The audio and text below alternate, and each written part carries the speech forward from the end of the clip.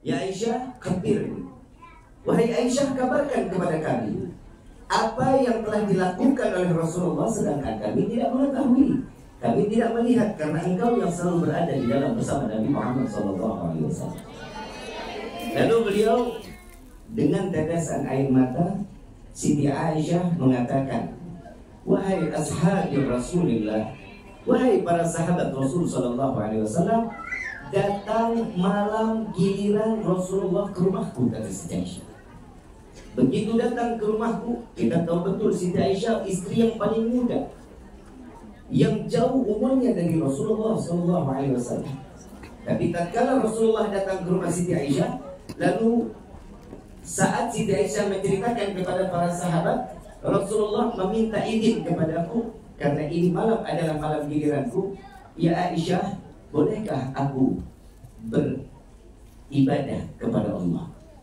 Maka Siti Aisyah mengatakan, wahai Rasulullah, silahkan. Aku adalah manusia yang paling beruntung. Dari masyrik ilal maghrib, dari barat sampai ke timur, mereka berbondong-bondong ingin berdekatan denganmu. Tapi malam ini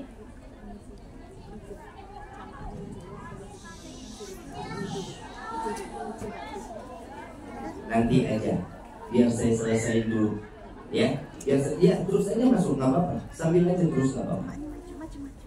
Jamaah, kalau bisa ada yang maju, biar jamaah yang di belakang bisa masuk. Agak majuan. Yang di paling belakang yang masih ada selang, silakan masuk. Ya. Tasnya di bangku ya. Tasnya di bangku. Tas di bangku. Harus masuk. Semua jamaah bisa masuk.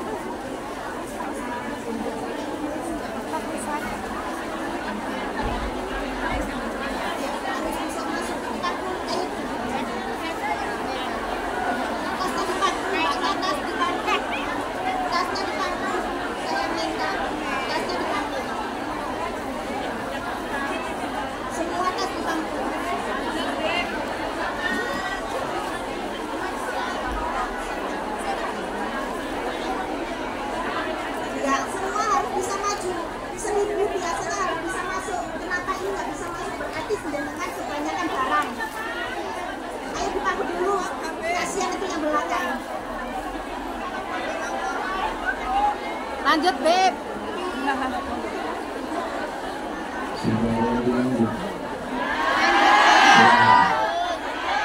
Jadi yang belakang biarin cari tempatnya, yang depan kita terusin ya. Baru hari ini saya ceramah di stop.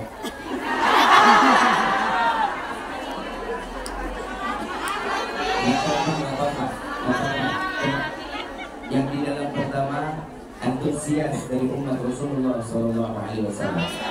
Kalau bukan karena kita berkumpul karena Nabi, semua ini berkumpul karena cinta. Betul? Mudah-mudahan cinta ini diabadikan oleh Allah untuk Nabi Muhammad SAW. Saya ulangi, saat dimana sahabat Rasulullah SAW datang kepada Sayyidi Aisyah radhiyallahu anha wa radhaha, lalu beliau mengatakan, khabirni ya Aisyah, kabarkan kepada kami apa yang telah Nabi lakukan di dalam, sehingga kami belum pernah bisa melihat apa yang dilakukan oleh Rasulullah SAW. Lalu Siti Aisyah dengan berlinang air mata, beliau mengatakan, datang satu malam Rasulullah giliran datangnya ke rumah. Saat beliau masuk ke dalam rumahku, beliau mengatakan, ya Aisyah, bolehkah aku menjadi seorang yang beribadah di malam ini untuk Allah? Maka beliau mengatakan, maka silakan ya Rasulullah. Aku adalah manusia yang paling beruntung. Dari masyrik ilal maghrib, dari barat sampai ke timur, orang berbondong-bondong ingin dekat denganmu, ingin bersalaman denganmu, ingin melihat wajahmu. Namun di saat ini aku adalah wanita yang paling beruntung, kata Siti Aisyah. Engkau datang di dalam rumahku, engkau berada di dalam satu kamar bersamaku ya Rasulullah. Bahkan kulitku bersentuhan dengan kulitku. Engkau tidur di atas dipan bersamaku, bahkan kau satu selimut denganku ya Rasulullah. Ini Siti Aisyah, ini istri yang paling soleha. Sampai Nabi SAW, sebenarnya kalau Siti Khadijah dikasih umur panjang, Ada satu hadis beliau mengatakan, jika Khadijah belum dipanggil oleh Allah, maka aku serahkan cintaku seutuhnya untuk Siti Khadijah Kubra. Khusus satu istri. Ini kehebatan Nabi Muhammad SAW. Tapi ya apa boleh buat, sebenarnya pernikahan betul an-nikahu sunnati faman raghiba an sunnati falaysa minni. Nikah itu sunnahnya Nabi. Ada juga sebagian ulama yang menyatakan nikah 2, 3, 4 itu merujuk kepada ayat diperbolehkan, tapi di dalam hukum yang sebenarnya adalah makruh. Paham ya? Makruh. Tapi mereka yang mapan wajib hukumnya. Yang mapan, yang sanggup, maka dia wajib hukumnya. Kenapa? Membantu. Ini niatnya. Bahkan Siti Aisyah radhiyallahu anha warḍaha, beliau mengatakan, jika engkau ingin beribadah silakan ya Rasulullah. Rasulullah bangkit dari tempat tidurnya, Rasulullah bangun, masuk, ambil wudu. Setelah beliau keluar, beliau salat 2 rakaat dengan berlinang air mata. Dari mulai takbiratul ihram, Allahu Akbar, Rasulullah meneteskan air mata. Tanpa disadari, satu malam itu sampai terdengar Bilal bin Rabah mengumandangkan tarhim. Kalau kita bilang jadwal imsakiyah, 10 menit lagi mau isya, mau subuh, Sayyidina Bilal memanggil, as-salatu khairu minan naum, as-salah, aqimus salah, udah memanggil. Sampai saat Bilal bin Rabah memanggil untuk salat berjamaah, maka Rasulullah hentikan salatnya. Siti Aisyah nggak disadarin ini kerudungnya, kalau kita bilang khimarnya ini kalau boleh dibilang bisa diperes. Siti Aisyah pun juga menangis melihat keadaan Rasulullah. Siti Aisyah terus ikut menangis. Lalu setelah Rasulullah salam, Rasulullah angkat tangan, lalu ditanya oleh Siti Aisyah, istri yang paling banyak mengeluarkan sirah hadis, Siti Aisyah radhiyallahu anha. Kenapa? Karena umurnya pernikahan dengan Rasulullah hidupnya lama, sampai Siti Aisyah menghadapi saat di mana Rasulullah di dalam ajalnya. Maka di sini Rasulullah SAW ditanya oleh Siti Aisyah, ya Rasulullah, apa yang membuatmu setiap gerakan ada tangisan di dalamnya ya Rasulullah? Apa jawaban Sayyidina Muhammad SAW? Satu jawaban Nabi, ya Aisyah, tidakkah boleh aku menjadi hamba yang bersyukur kepada Allah? Kita tahu betul Nabi Muhammad memegang kunci syurga. Kita tahu betul yang pertama kali akan masuk ke dalam syurga adalah Rasulullah. Tapi Nabi Muhammad setiap malam terus menangis kepada Allah, cuman mengatakan, tidakkah boleh aku bersyukur kepada Allah? Maka Rasulullah menceritakan di dalam riwayatnya, ada sebelum aku dilahirkan ke dunia ini dari rahim ibuku, satu orang Nabi jalan di saat dimana kalau kita bilang di gurun, melihat satu batu kecil mengeluarkan air cukup deras. Lalu ditanya oleh Nabi tersebut, wahai batu, apa yang membuatmu mengeluarkan air cukup deras? Jawaban batu tersebut, wahai Nabi Allah, sesungguhnya aku mendengar Allah menciptakan surga dan neraka. Dan neraka ini diisi bahan bakarnya manusia dan bebatuan.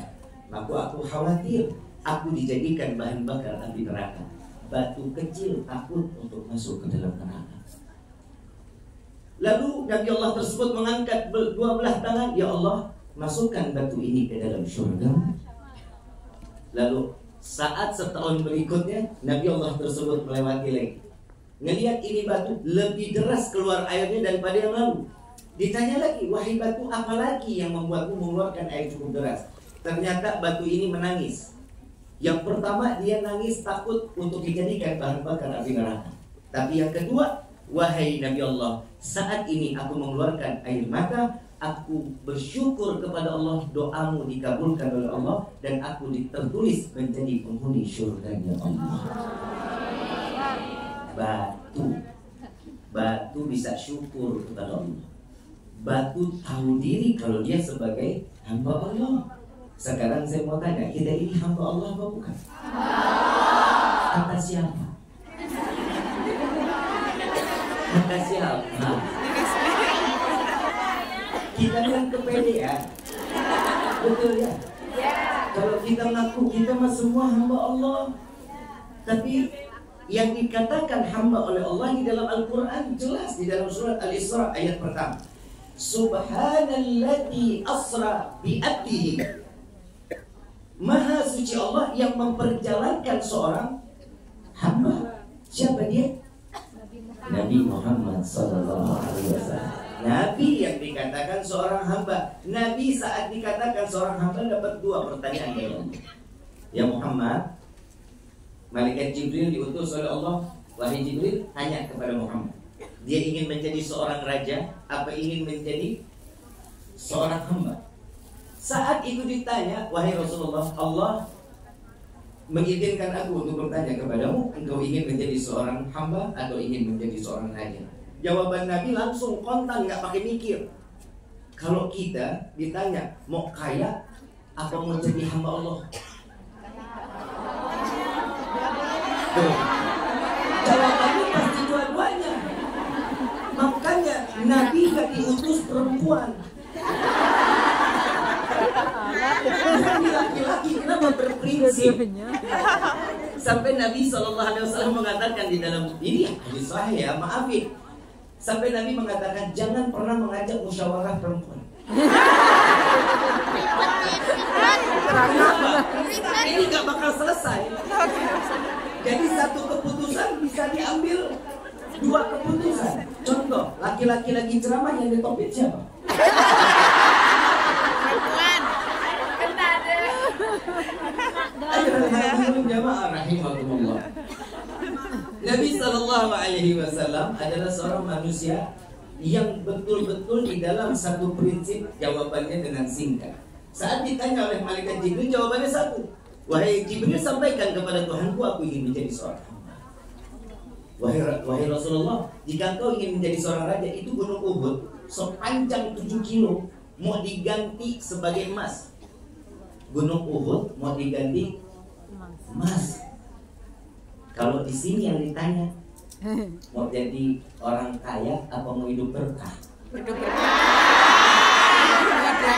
Dua-duanya. Dua-duanya, Kalau saya ditanya begitu, saya pasti jawab saya pengen jadi orang kaya yang berkah. Betul nggak? Tahu berkah? Tahu.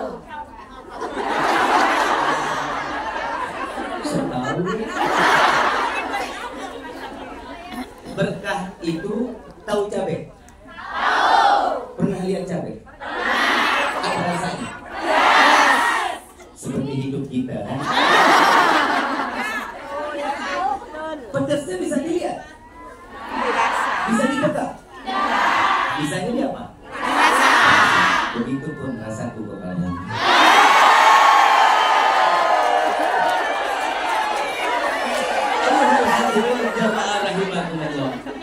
Berkah juga begitu. Berkah itu nggak bisa dilihat, nggak bisa dipegang, tapi bisa dirasakan. Contoh paling simpel, duit di kantong belum habis, udah datang lagi, itu namanya berkah. Paham? Jadi kalau duit paham sudah. Yang pertama, Nabi mengajarkan kita bersyukur. Yang kedua, orang yang bersyukur bukan orang yang sembarangan. Orang yang syukur pasti dia memiliki iman. Wajib memiliki iman. Kenapa? Kalau orang nggak beriman nggak akan pandai bersyukur kepada Allah. Yang pertama syukur. Yang kedua harus memiliki iman. Kalau iman dan syukur ini menjadi satu, maka akan timbul yang ketiga. Apa yang ketiga? Takwa. Berkah mau urusan tadi. Timbul yang ketiga namanya takwa. Maka syukur akan ditempel dengan orang yang beriman. Orang yang beriman dan orang yang pandai bersyukur pasti dia orang yang bertakwa kepada Allah. Di antara ketiga kita yang mana? Gak usah dijawab, gak usah dijawab. Kalau dijawab kita malu. Soalnya tiga-tiganya gak ada di hidup kita. Kadang manusia ini, maaf, saya kalau ceramah, saya Ada kajian dimanapun saya selalu mengatakan kita ini hidup kalau sekarang yang kita anganin semuanya jadi baik. Permintaan kita macam-macam di hadapan Allah. Kita maunya semua permintaan kita diturutin sama Allah. Betul kan? Itu sifat manusia. Mau laki mau perempuan sama, nggak ada beda. Setiap keinginan pasti, semuanya pasti, mau diterima pasti. Tapi Allah cuma minta satu sama kita. Tidak, Allah ciptakan jin dan manusia kecuali untuk beribadah. Cuma satu. Allah menginginkan kita ibadah. Allah nggak minta, wahai para pejuang devisa, carilah rezeki yang banyak, setor kepada saya setiap bulan 1 miliar. Allah nggak minta. Allah cuma minta sisihin 2,5% setiap tahun. Itu pun rezeki yang dihendapkan, bukan rezeki yang dipakai. Kalau emas yang kita pakai nggak dihitung, yang ditaruh itu dihitung, yang disimpan duitnya nggak kepakai itu dihitung. Kenapa? Allah sayang sama kita. Allah bukan kalau kayak kita ini rentenir. Cuman Allah meminta kita ini ibadah. Tapi permintaan kita, 3 permintaan kita ini wajib dan ini pasti di dalam doa. Yang pertama, ya Allah berikan kami rezeki yang banyak. Mau rezeki banyak? Itu kan doa kita. Betul? Nggak bohong. Saya mau tanya. Saya nanya, ntar gilirannya kan ada giliran ibu yang nanya saya. Sebelum saya ditanya banyak, saya tanya dulu yang banyak. Ibu butuh rezeki banyak? Buat apa? Sebelah kiri dulu, rezeki banyak buat apa? Ibadah. Buat apa? Sedekah, terus? Haji, terus? Biaya anak. Umroh. Yang mana? Lunas utang, Bib. Bahagiain orang tua. Ya, sebelah kanan. Semuanya baik. Semuanya yang dipikirinnya baik. Kenapa? Karena duit tidak kelihatan. Betul kan? Kalau uangnya ada, beda lagi. Siapa ikut campur? Makanya Allah kasih rezeki kita segini-gini aja. Kenapa? Maaf, kita makan sehari, kalau siangnya aja makan langsung 4 piring atau 1 piring? Makan itu satu suap apa langsung sepiring? Berkali lapar bener. Pastinya 1 sendok. Dan kita makan siang 1 piring cukup. Dan itu sudah sampai begah kita. Ini pun rezeki. Allahumma ini siang doa kita dikabulin semua. Ya Allah berikan kami rezeki yang banyak. Pulang sampai ke rumah, buka pintu kamar ketiban duit. Mati. Manfaat rezekinya. Dapatkan manfaat. Mintanya apa? Nabi SAW mengajarkan kita di dalam doa, ya Allah berikan kami rezeki yang banyak, yang berkah, yang halal, yang tidak akan pernah menjadi fitnah sampai yaumil qiyamah. Ini doa yang diajari oleh Nabi. Makanya doa itu hati-hati, jangan pernah salah doa. Doa kita salah diaminkan oleh Allah, selesai hidup kita. Makanya kita nggak boleh tuh diajari sama Nabi mintanya sabar. Ya Allah tambahkan hamba kesabaran, itu dilarang. Mintanya apa? Ya Allah berikan kami setiap permasalahan itu ada jalan keluar. Fa inna ma'al usri yusra. Inna ma'al usri yusra. Yang sulit pasti ada jalan, tenang aja. Allah nggak bakal kabur ninggalin kita, enggak. Tapi Allah ngasih kita yang sempurna buat kita. Doa yang kedua, dan ini doa yang paling sering juga kita minta.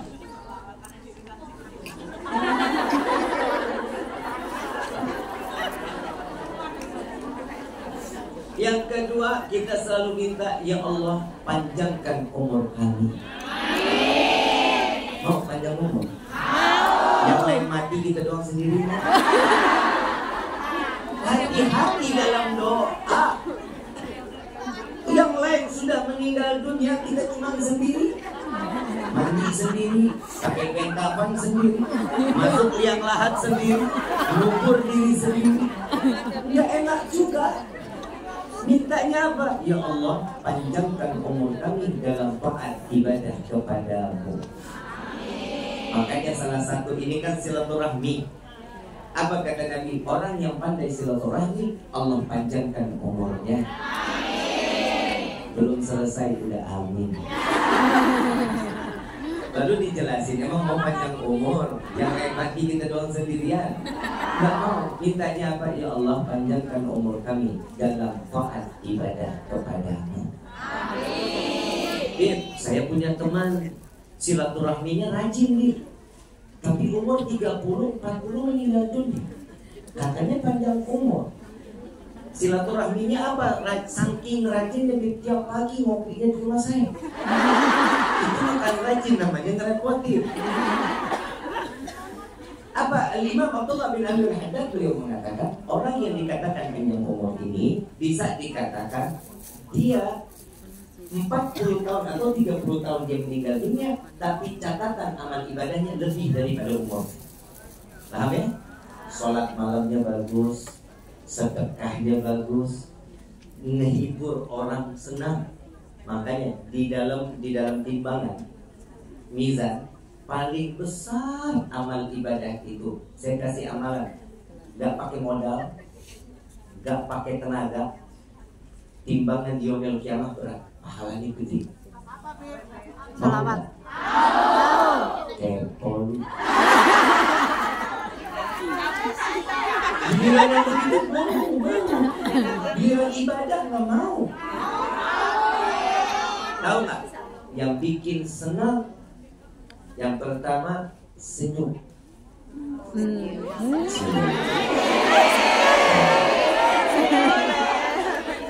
Makanya saya kalau di foto dimanapun saya selalu senyum. Senyum. Yang bikin saya daya tarik saya senyum.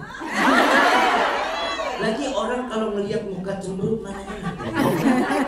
Seganteng apapun muka cemberut nggak enak dilihatnya. Secantik apapun nggak akan enak. Coba ibu lihat senyum. Kan enak dilihatnya. Nggak dilihat judes, nggak dilihat sakit hati, kan enggak. Yang dilihat pasti senang. Dan yang saya hadapi saat ini, semua yang hadir di sini, ini calon bidadari. Pernah lihat bidadari sini? Sama sekali. Sinetron Habib.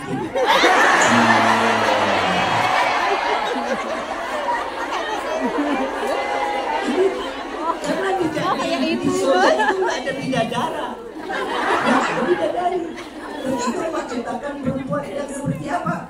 Yang memiliki harkat, martabat dan kehormatan. Mereka adalah istri yang salehah, perempuan yang menjaga kehormatan, mereka yang menjunjung tinggi suami dan orang tuanya. Bu, Neng, ini dari dalam.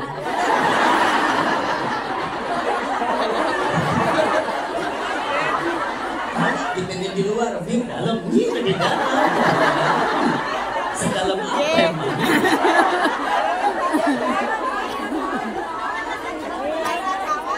Iya. Bu.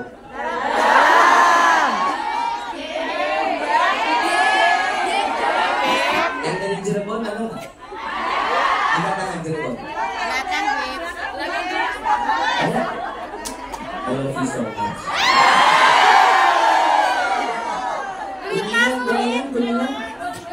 Kuningan ada? Ibu Kuningan? Di mana? Awirarangan, tetanggaan gitu. Tapi mudah-mudahan hari ini kita jadi saudara semua dengan Ibu yang dirahmati oleh Allah. Senyum itu memberikan pahala yang besar. Amalan yang paling ringan gak punya modal dan gak bikin kita capek, cuma senyum. Saat video call sama keluarga, senyum. Jangan pernah meninggalkan beban kepada keluarga yang ada di luar sana. Berikan kesenangan, berikan kebahagiaan. Bu, setiap manusia itu pasti punya masalah, betul? Setiap masalah harus diselesaikan nggak? Selesaikannya sama siapa? Emang bikin masalahnya sama Allah?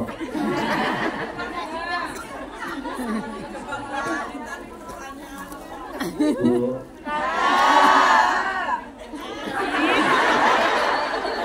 Ibu kadang kalau ngomong dalam saya yang ngilu.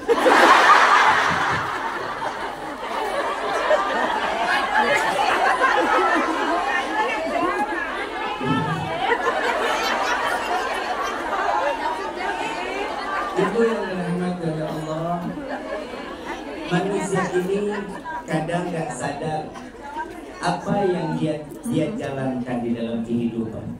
Nabi Muhammad SAW,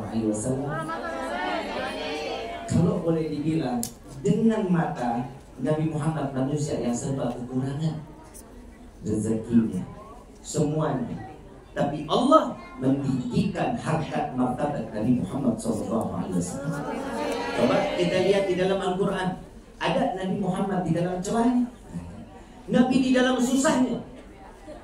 Itu semua sebagai contoh buat kita. Nabi Muhammad yang dipegangi kunci surga aja masih Allah kasih ujian.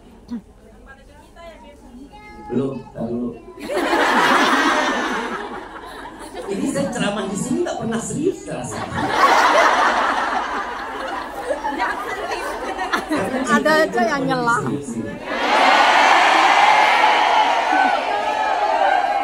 Kenapa? Maaf, beribu maaf. Cinta juga nggak harus memiliki.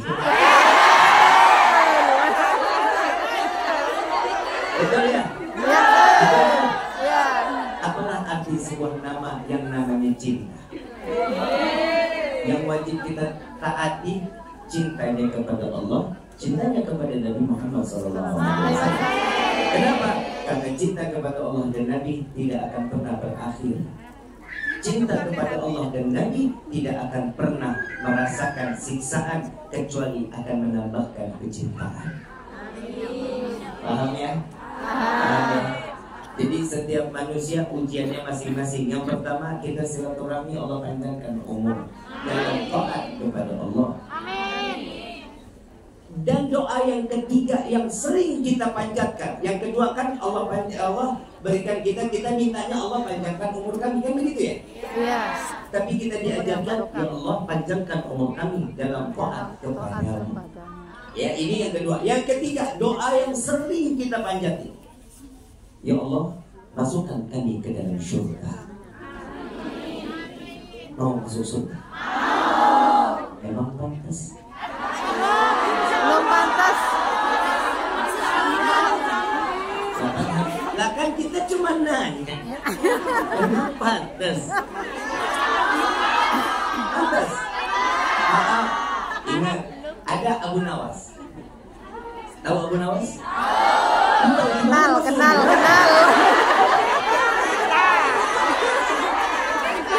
Abu Nawas. Kenalan kemarin. Abu Nawas seorang yang saleh, ahli ibadah.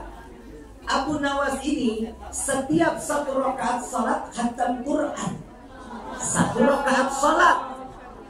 Baina maghrib wa isya, dari maghrib ketemu isya, wiridnya, zikirnya baca kulhu 15.000 kali. Tahu doanya Abu Nawas?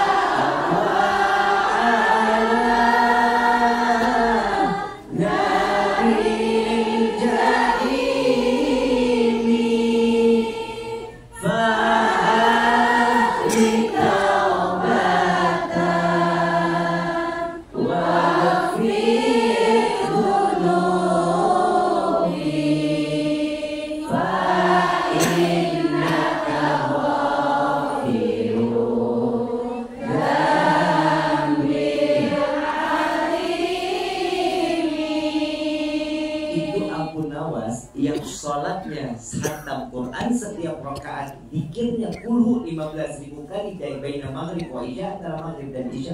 Doanya, ya Allah, hamba sadar tidak pantas masuk ke dalam surga, tapi sungguh ya Allah, hamba takut masuk ke dalam neraka. Maka dari itu terima taubat hamba, ampuni dosa hamba. Jika kau tidak mengampuni, sungguh kami menjadi hamba yang rugi. Judul doa ini adalah doa merayu Allah. Abu Nawas yang ibadahnya begitu sadar kalau dirinya nggak pantas mau masuk surga, hamba juga sadar nggak pantas. Tapi subhanallah, para pejuang devisa yang ada di Hongkong merasa pantas. Dipantas-pantasin.